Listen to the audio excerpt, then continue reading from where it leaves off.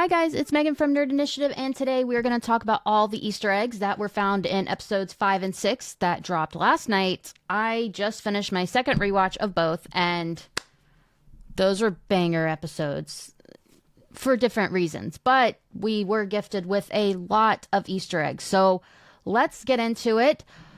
Starting off when Matt Murdock helps Miss Marvel's dad, Yusuf Khan, which I guess that's not even an Easter egg, that's just a cameo in itself. And when he's opening the vault and he's catching the robbers, and during the conversation, Yusuf, who's very impressed by his skills, and understandably so, asks him, "What kind of lawyer are you?" And he says, "A really good one." That's when I squealed. I said, he said it. This Easter egg in Daredevil Born Again is a clever nod to his first MCU appearance in Spider-Man No Way Home. Moving on, Miss Marvel's father discloses in episode 5 that Kamala Khan, his daughter, Miss Marvel, is revisiting her friends in California. Now, what is she doing in California? Could she be recruiting other Avengers with Kate Bishop? Because that's what I think. Let me know in the comments if you also think that. Moving on, the BB report showcases a video of swordsmen fighting, which is a Hawkeye reference. Kingpin collaborated with Eleanor to frame her fiancé, Jack. Meanwhile, he was engrossed in helping Kate and Clint defeat the Tracksuit Mafia. In the comics, Jack becomes a swordsman, and his inclusion in Fisk's storyline subtly hints at what's next for his character in the MCU. So I'm excited to see where that goes. Really hoping he just doesn't get killed off, because you never know with this show. Next one, the New York Mutual Bank witnesses an unexpected visit from 5 robbers. An individual named Green, aka Devlin, held many hostages, including Matt Murdock and Mr. Khan. He particularly caught everyone's attention due to his resemblance to the comic book character Sin Eater. This one may be a stretch, but what can you do? The 5 individuals who conducted the bank heist were wearing 5 different color masks. Strangely, I think their colors coordinating instantly resembled the Infinity Stones, where each color represented a different aspect of reality. So maybe it was like a different aspect of performing the duties of the robbery. That doesn't make any sense. In my head it does, though, so I'm keeping it. During this episode, Matt Murdock's love interest, Heather, talks about his extensive experience in working with vigilantes. This Easter egg in Daredevil Born Again references Netflix's Daredevil Season 2, when the Punisher was one of Matt's clients, which was also so much fun to see because the Punisher was such a problem for the avocados at law.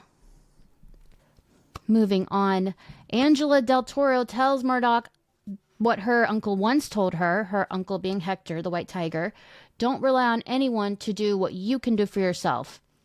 Angered by Murdock's not feeling the need to take action against what happened to White Tiger and continue his investigation, this line pretty much confirms Angela taking matters into her own hands in this episode and finishing the investigation, but also teases Angela's potential future where she could take on Hector's mantle as the next White Tiger, just like the comics.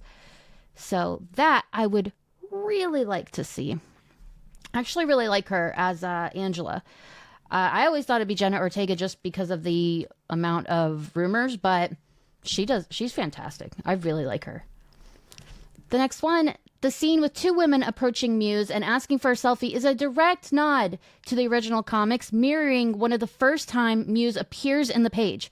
That said, the comics Muse does indeed take a selfie with the 2 women, though they still end up becoming his sad victims.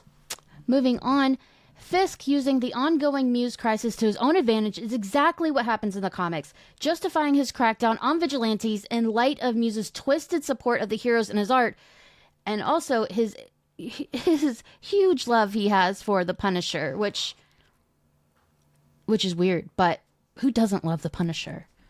But yeah, we saw him making so many murals about all these vigilantes, White Tiger, even Fisk himself.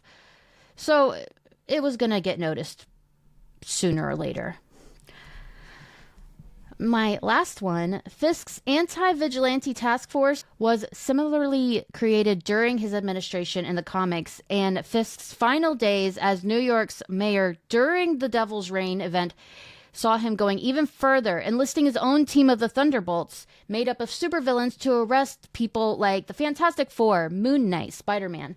So I'm interested to see where this goes, how many other vigilantes they bring in, if they do at all. I'm fine if they don't, because they've already given us so much. But also, like, I want to see Moon Knight get arrested. So that's just really just for me. So those were the Easter eggs I found. You have to let me know in the comments which ones you found. And also let me know how you think the show's going with those 2 episodes last night that were vastly different in so many ways. I still loved them both.